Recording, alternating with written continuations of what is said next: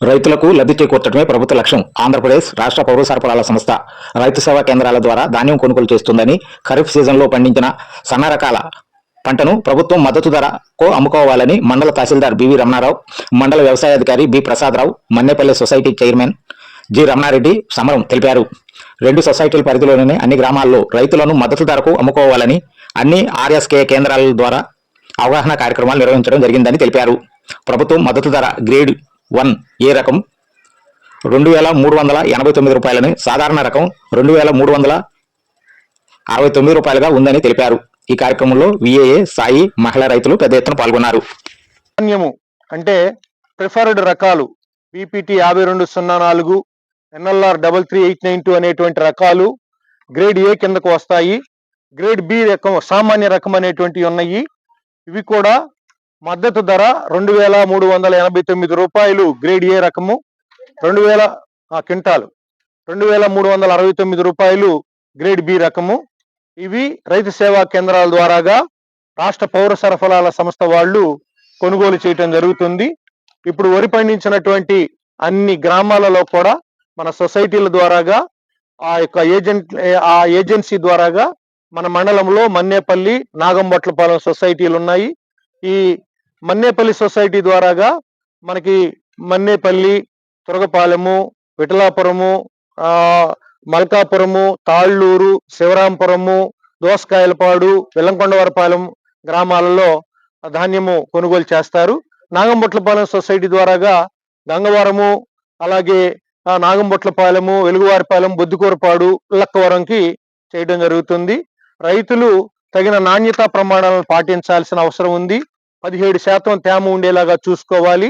కళ్ళంలో ధాన్యము చేసుకున్న వెంటనే కొంచెం ఆరబెట్టుకొని, జల్లెడబట్టుకొని చక్కగా కనుక వాటిని రాసిపోసుకున్నట్లయితే మీరు తెలియచేస్తే వెంటనే వచ్చేసి టెక్నికల్ పర్సన్ వచ్చి దాన్ని తీసుకొని శాంపిల్ తీసుకొని వెళ్ళి తేమ శాతాన్ని చూసి వాటన్నిటినీ కూడా మరలా వెంటనే డేట్ ఇవ్వటం జరుగుతుంది. వెంటనే వాటన్నిటినీ కాటాలు వేసి రైతుకు లబ్ధి చేకూరేలాగా చేయటం జరుగుతుంది.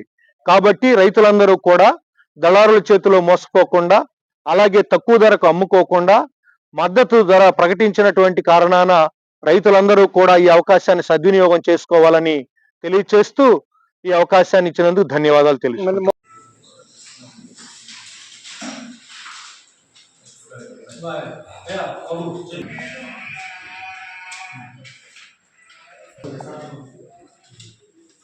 అందరికీ నమస్కారం అండి. పంట నమోదు చేయించుకోవాలని చెప్పి తెలియజేస్తా ఉన్నాము. ఎందుకు అంటే కొనుగోలు కేంద్రాలు పెట్టారు. ధాన్యం కొనుగోలు చేయాలి అని అంటే పంట నమోదులో ఉంటే తప్ప చేయడానికి కుదరదు. మీకు ఆన్లైన్లో ఎక్కకనో లేక ఇంకే ఏదో కారణాలు చొప్పున తల్లిదండ్రుల యొక్క పొలం వాళ్ళ పిల్లలకి ఆన్లైన్లోకి రాకనో లేకపోతే ఇంకే ఏదో కారణాలు ఉంటాయి, మీకు సమస్యలు ఉంటాయి. మీరు పొలంలో పైరు సాగు చేస్తారు, అది దానికి అభ్యంతరం లేదు. కానీ మేము ఏదైనా చేయడానికి వీలు ఉంటుంది, అవి రాకపోతే చేయడానికి కుదరదు. కాబట్టి దయచేసి ప్రతి పంట ఖచ్చితంగా ఖచ్చితంగా చేయించుకోవాల్సినటువంటి అవసరం అయితే ఉంది. అది మేము ప్రాముఖ్యంగా చెప్తా ఉన్నాము.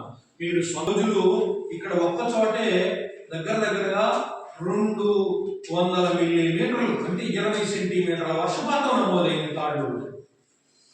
ఇట్లాంటి ఇంత పేద వల్ల పంటలకి ఇబ్బంది, రైతుకు మళ్ళా వాలిపోయినందువల్ల రైతుకు అదనపు ఖర్చు, కూలీలు పెట్టుకోవాలి, మిషన్లతో మళ్ళీ కూలీలతో ఎన్ని పని చేయించుకోవాల్సిన పరిస్థితి వచ్చేసింది.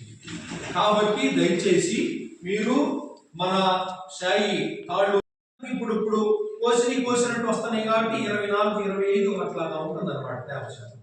కాబట్టి స్టోర్ ఉండదు, ఎక్కువ స్టాక్ ఉండదు. దాన్ని వెనుక ఎక్కువ కాలం స్టాక్ ఉండాలి అని అంటే కరెక్ట్గా ఉంటే కానీ బాగుండదు అనమాట. అందుకని ఈ మిషన్లో మీరు చూస్తారు, వెంటనే తేమ శాతం ఎక్కువ అనుకో 2 రోజులు ఆరబోసుకోండి అని చెప్తారు, లేదు అని అంటే ఓకే అని చెప్పి చేస్తారు. కాబట్టి ఈ విధంగా ఈ క్యాలిబర్ మిషన్లు, తేమ శాతాన్ని చూసే మిషన్ల ద్వారా మనం పరీక్షించి వీటిని చేయడం జరుగుతుంది.